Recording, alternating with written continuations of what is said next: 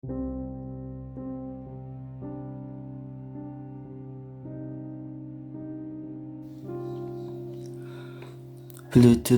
device address is a unique 48-bit identifier assigned to each Bluetooth device by the manufacturers.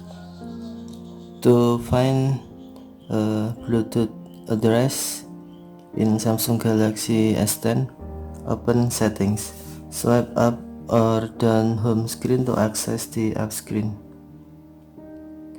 and then tap Settings.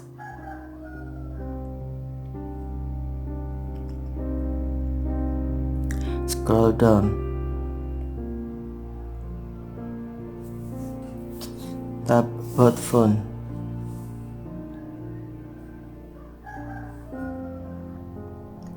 tap Status.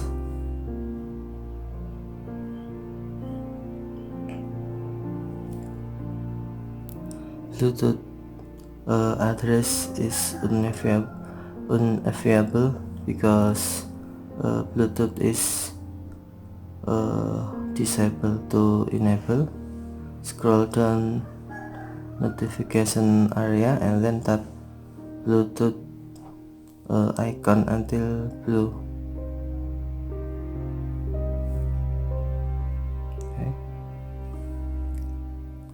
Bluetooth address displayed as 6 bytes written in hexadecimal and separated by colon.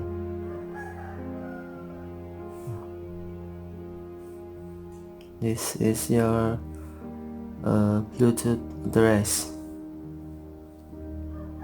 Thank you for watching. Have a nice day.